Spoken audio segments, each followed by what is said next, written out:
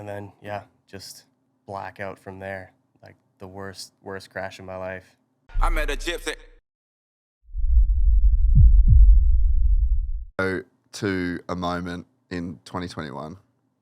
You front flipped at Rampage, and then the very next jump, OJ to backflip and completely destroyed yourself. Yeah, devastation. Tell me about that moment, because that to me sums up all of what you guys do as these big mountain extreme freeride guys. Yeah, that was heavy. Like that whole year was just heavy for me. I had just come off femur break and pretty had an insane comeback from that. I was on the bike like 4 weeks after I snapped my femur and did a bunch of other crazy injuries with it as well. 4 weeks after you broke your femur. 4 weeks I went for my first trail ride. It was like super mellow stuff, but I was like pedaling on my bike. And I just kind of rushed that process. I was working with Dr. Ewan. He's a guy from New Zealand, and literally talked to him every day. It was like a project for the both of us to see how quickly I could heal from this femur break. And it was fun for both of us. Like I kept everyone updated online, and it was really fun. Like just to see the progress I was making and how quickly it was happening. And it was probably a combination of a good surgeon and doing everything I could right. And like, yeah, it just happened so quickly. It was so sick. And then just went right back into filming. Like 4 months later, we shot a monster project in Utah, and then I shot Wild West 2 after that, which was another monster Adidas project, and did some super gnarly stuff for that, and my confidence was just like through the roof. And went to Vancouver Island to do some training for Rampage. Rode with the Claw. He took me to his like practice drop spot, and I don't know if it was confidence or ego, but I wanted to practice front flip drops because I knew the venue at Rampage, and I knew the drop I was gonna ride, and I was gonna fronty it. I already made up my mind, and so I was like, okay, I gotta get some good fronty drops like under my belt. Just it'll help me. And then I landed perfect. My bike was just set up wrong, and the compression threw me over the bars. Like landed two wheels at the same time, perfect like body position. I think the landing might have been a little fucked up. Like I landed it maybe in a little hole, and it was a pretty short landing. So I landed and just went right over the bars to my head to flat. Knocked myself out briefly, and remember coming to and like just not being able to get up, and I was just like trying so hard, and my shoulder was separated. I don't know what grade it was, but it wasn't good. That was a pretty bad concussion, and that was 2 months before Rampage that year. And I was like, damn. And but because I had such a successful recovery with the femur, I was like, okay, this is chill, this is mellow, this will be fine. And then pretty much had very little time to prep. Like it was cutting it so close. Like I think a week before Rampage, I started to ride again. And there's so much buildup for that event every year. I was literally having like nightmares about just getting there and being unprepared, and still like knowing myself, I would still go for it at that time, and just being like, dude, I have to start riding, but I just couldn't. Like my shoulder was just like pretty messed up, and even while I was in Utah, I won't skip ahead. Started riding bike park like a week before leaving to Utah, and that was like my first time um, riding my bike again. And then it was just like practice hits for the front flip drop, and that was the thing I was gonna do. That was just the gnarliest thing I could think of. I'd gone to that drop 2 times before Rampage, and both times, um, I can't remember what happened both times, but I didn't end up doing it. I think Mm. and one weather and an injury, I think. Um, but so as soon as they released the venue, I was like, okay, I'm fucking doing this. Like, this is it. Third time's the charm.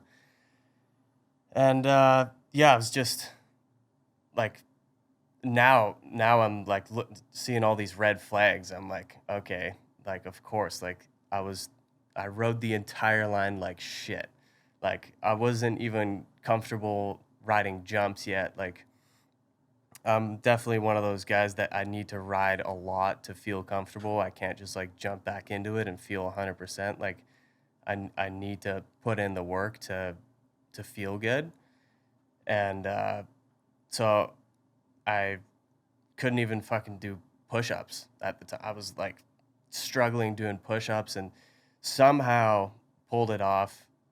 Like almost crashed above the fronty, and then yeah, landed the fronty and was just like surprised and so excited. And I was just like, holy shit, like okay. And then yeah, just blackout from there. Like the worst crash of my life.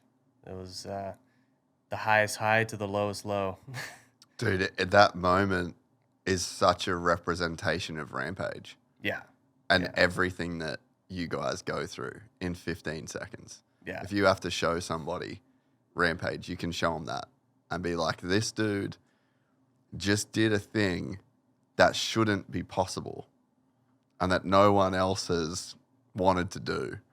And then on something pretty simple as far as Rampage goes, like pretty basic. Oh, that was the easiest thing on my line. We would warm up on that jump every morning to ride something before going up and riding the rest of the line. It was yeah, so stupid. And completely fucking ruined yourself. Yeah, yeah, broke everything like in my hips. I broke my femur, my other femur, broke my back. Luckily, no spinal cord issues. But crazy enough, that's the same exact part of the line where Adolf broke his back this last year, and we were probably laying 100 feet apart from each other. And I mean, his was obviously much worse, but just crazy. Yeah, and you can hear the crowd, everyone losing it. Yeah, And then the commentators are losing it. And it lasts for 5 seconds. dude. And then everyone just goes silent. And you can tell that you're super hurt. And then that somber feeling that kind of, I don't know, maybe it's like Rampage is like one of the most heavy places where I've felt that feeling. It's just like it floats down the hill, down the valley, and it just covers everyone. Dude, it's true. I mean, I don't know. I've always been riding at Rampage, so I don't know for sure, but I do know that feeling, like especially last year. Last year was super bad with Adolf and Emil going down that hard, and yeah, it was one of the mentally toughest things to see that, like see your like good friends go down like that, and then have to force it out of your brain and just try to forget about it. It feels so wrong to do, but you have to. Like it's either that or what are you going to do? What am I going to do? Walk my bike down? Like no. And so yeah, that was crazy. And I mean, I've been thinking about this a lot lately. Just with everything that goes on in life, you just don't have as much of a choice as you think you do. You know? Yeah. On paper, you're like, yeah, dude, just walk your bike down the hill. But that's not life. No. That's not the life that you signed up for. That's not the way that you provide for your family. That's not the way that you guarantee success in your career. You guys have pushed yourselves to a point where you have to do these things. And, you know, I think about it on my end with the podcast. It's like, yeah, I love to do this and I get to do this. And I'm so excited that I have made a living doing this thing, but like, I can't stop doing it. No. There's a whole chain of consequences that follow that thing. Yeah. And that's the same for you guys. And for a quote unquote normal person, it's the exact same thing. You might be in a job that you don't like, with a boss that you hate, with managers and you want to leave, but you can't leave. It's not so simple to back out of things in normal everyday life, and people can relate to that. Now put yourself at the top of a hill in Rampage and apply all of those same circumstances. It's fucking crazy to think that you guys have to make those calls, and you're in a position where you don't have a choice. Yeah, you don't really. I mean, the other choice you do have is like going down and taking it easy. But I think, I mean, the lines that I have, it's still risky to just even ride it. It's risky to walk up those hills. Yeah. So if you're going down it, I'm gonna do what I trained to do. I'm not gonna make any last minute decisions and be like this is what I practiced. Like this is what I want to do. If I do anything else, it's already a failure, and I'm probably putting myself at more risk with doing something less cool. And yeah, it's that, and it's also you're there with a whole team. Like I'm there with my wife and kid. They're putting in work all week. Someone cooking for me. I have like the build crew, film crew. Like everyone is there to put in work for me. And if I just like don't get a result, or like just, I don't know, shit the bed or do whatever, it sucks for everybody. So I don't know. That's all the pressure I feel, honestly, is the people around me. Like I want to do it for them more than all the external stuff. Because if there's anything I learned from that crash too, is that those people, they care while Rampage is happening, but as soon as it's over, they're moved on to the next thing. They don't truly care, and you're stuck with these injuries for the rest of your life, and it's going to affect you for the rest of your life. And you learned that after that crash? Yeah, because you're like, I've never had so much hype around me and so much like Instagram, like people sending me messages, and it was great. It was so nice. But as soon as Rampage was over, it was like, I don't know, a few weeks after, just nothing. And it's just you're just your friends left hitting you up, and you're like, okay, like these people, that's not who I'm gonna do it for, you know? I'm gonna do it for myself, and then that's kind of better anyways. Like if I'm doing it for myself, those people are still going to be stoked if I'm going to do the thing that I'm setting out to do, because I know what I'm capable of more than anyone. And if I'm just going after that instead of going after what I think other people want to see, it's going to be better anyways.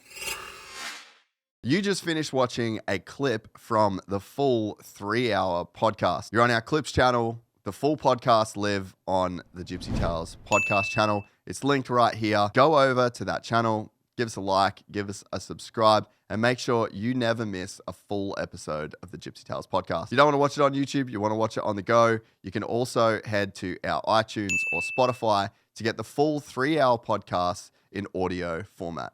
I met a gypsy.